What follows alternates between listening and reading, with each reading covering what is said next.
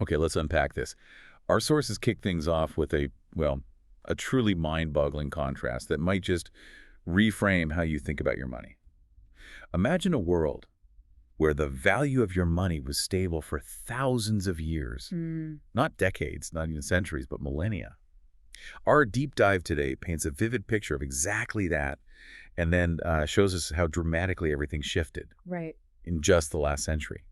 It's a staggering departure and one that has a direct, tangible impact on your own financial reality right now. What's truly fascinating here, and what our source, From Gold to Bitcoin, meticulously details, is how our fundamental understanding of value and stability in currency has evolved over such a vast sweep of human history. It really is vast. Today, we're embarking on a compelling journey through that evolution, from ancient gold standards right up to the modern digital age, exploring the pivotal turning points that reshaped money and, crucially, what those shifts mean for the purchasing power of your hard-earned money. Yeah, and your long-term financial stability. Exactly. Our mission today is to give you a shortcut, sort of, to understanding the powerful, often unseen forces that shape our global economy. We're looking for those aha moments behind why your money behaves the way it does, and perhaps, a glimpse into what might come next. Mm-hmm. For the financial systems we all rely on, it's a journey from the very foundations of economic trust to the cutting edge of digital currency innovation. So let's cast our minds way back to what our sources affectionately call the good old days. Laughs slightly. Yeah. The good old days, right? For millennia, for thousands of years, money was fundamentally gold or silver. Simple as that. The material we're exploring highlights that these metals were scarce, inherently valuable, and because of those consistent qualities, people absolutely trusted them. That trust is key. They acted like an unshakable anchor in a sometimes stormy economic sea, a constant you could truly rely on through generations. Indeed. The inherent scarcity of gold and silver was its superpower. It meant their value wasn't easily manipulated by any single central authority or ruler. You couldn't just print more gold. Exactly. You knew what you had, and that value was relatively stable across time. The source mentions early, almost charming forms of inflation, like the king shaving tiny bits off the edges of coins. Chuckles, charming inflation. Yeah, a practice known as currency debasement. While it sounds quaint, this highlights an early, albeit primitive, attempt to subtly lower the intrinsic value of money in circulation. But even then, the physical nature of the metal provided a natural, hard limit Right. to how much a ruler could do this without it becoming immediately obvious to everyone using the coin. That physical constraint was key to maintaining trust. That physical limitation of gold and silver seems absolutely foundational to their long-term stability. But as societies grew more complex, I imagine pure gold coins became pretty impractical. Oh, definitely. For everyday transactions and long-distance trade, yeah, not ideal. So what was the next logical step, and how did they try to maintain that trust in something, less tangible? That's precisely it.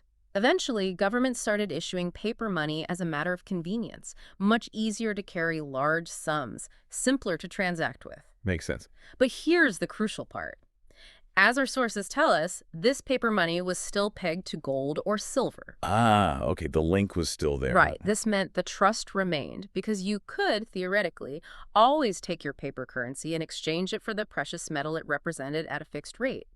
That promise, that guarantee of convertibility, was the underlying bedrock of the entire system, Gotcha. allowing for the widespread adoption of paper currency without losing that essential element of trust. So this gold-backed paper money offered convenience while maintaining a critical tether to trust. But even this system would eventually buckle under immense pressure. Mm-hmm. This is where the story truly pivots and things start to take a dramatic turn. Fast forward to the 1930s. A tough time. The world is reeling from the Great Depression.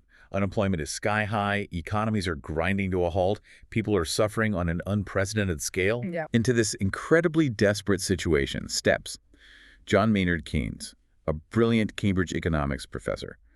He proposed a truly revolutionary idea Revolutionary is the word. that profoundly challenged the prevailing economic orthodoxy of the time, that governments could and should actively intervene to stimulate demand and spend their way out of a depression, even if it meant expanding the money supply. Now, if we connect this to the broader historical and economic context, it's vital to recall the sheer desperation of the Great Depression. Absolutely. Traditional economic remedies weren't working, and there was widespread despair.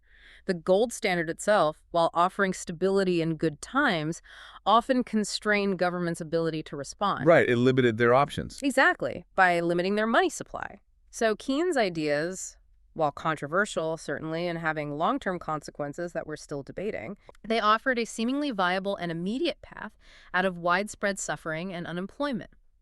Governments, grappling with an unprecedented and catastrophic crisis, were naturally drawn to a philosophy that suggested they could actively intervene. A way to do something. Yes, and potentially alleviate immediate hardship for their citizens.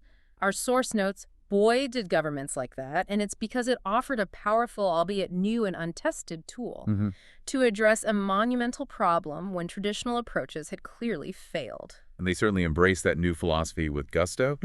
But the real game changer, the truly monumental shift that completely rewrote the rules for good, Yeah, this is the big one. according to our sources, Yeah. came in 1971. President Nixon, facing the immense financial strain of the Vietnam War and domestic spending pressures, needed more money. A lot more money. And so he made a colossal decision. He unilaterally took the dollar off the gold standard entirely. Just cut the cord. Completely. No more peg. This meant he could print dollars without any metallic backing, completely severing the link to gold. This new system, where the currency's value is now based on government decree and public trust, well, that's what we now call fiat money. And this decision, it didn't just provide immediate funds for the war. As the source unequivocally states, it threw the world economy into a massive inflation cycle. Wow. It was a fundamental paradigm-shifting moment.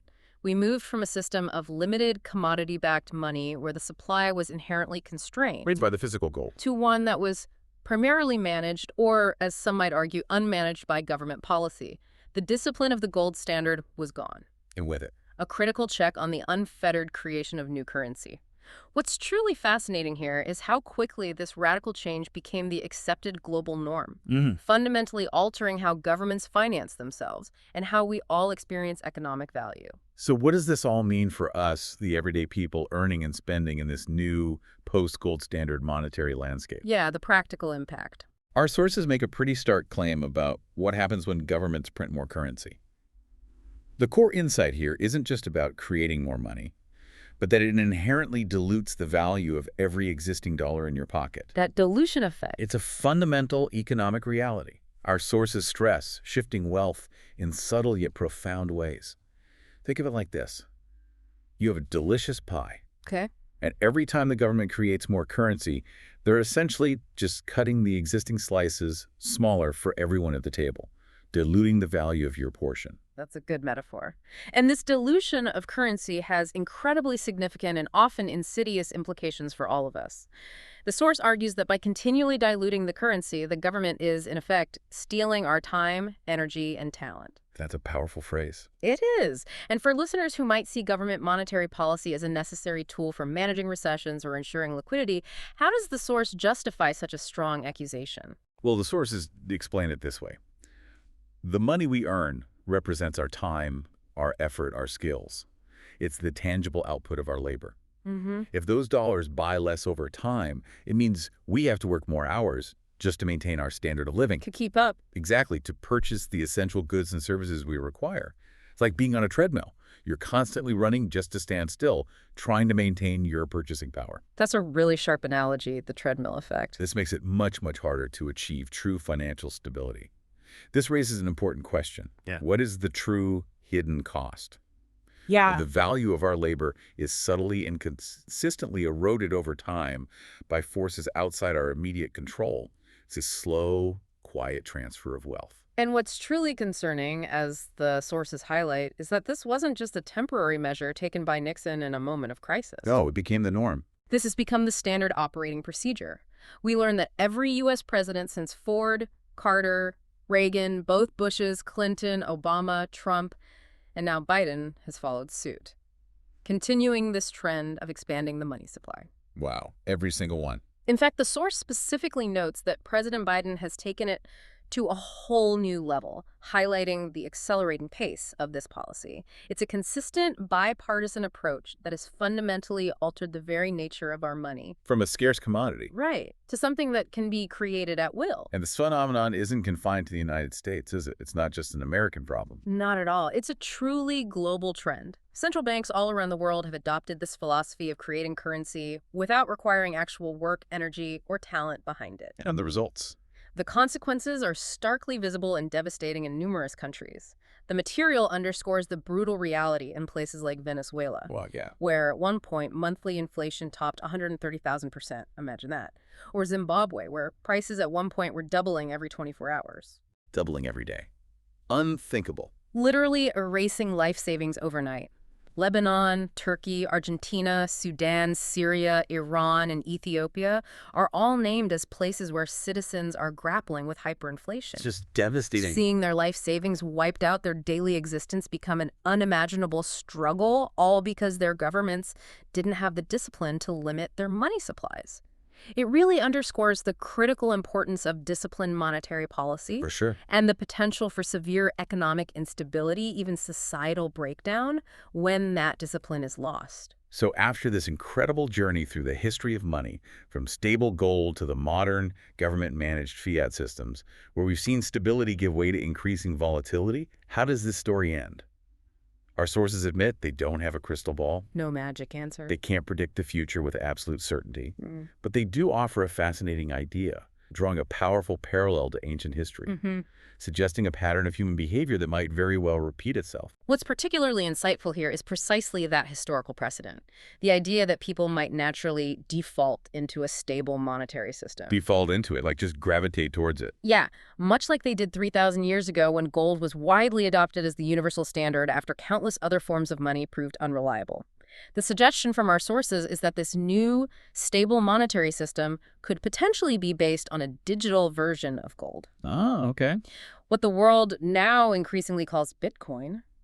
The video highlights that Bitcoin aims to replicate those core attributes of scarcity and unmanipulability that made gold trustworthy for millennia. So trying to recreate those old properties digitally. In a way, yes. Unlike government-issued fiat currencies, Bitcoin has a mathematically fixed supply, a hard cap of 21 million units that cannot be increased, ever. Okay, that's scarcity built in. Exactly. Its creation is decentralized, managed by a global network, meaning no single authority or government can unilaterally print more of it, inflate its supply, or debase its value. It brings us full circle, seeking those timeless principles of trust and scarcity in a new, technologically advanced form that transcends national borders. It really makes you think about the fundamental properties we truly desire in money, doesn't it? Yeah. Scarcity, trust, stability, something that holds its value through time, independent of political whims. Things that fiat currencies struggles with. It seems we've been on a long and often turbulent journey, navigating through different systems and experiments, only to rediscover some of those core, timeless principles.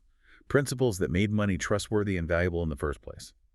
The quest for sound money, it turns out, is a perennial human endeavor. This raises an important question for you to ponder. Given the volatile history of money we've just uncovered, where the rules have been rewritten multiple times in just a single century, what does true financial stability really look like for you in the 21st century? And perhaps more importantly, how much control do we as individuals truly have over it in an increasingly complex global financial system? That's a lot to chew on, and a powerful deep dive into the history and potential future of money. Definitely food for thought.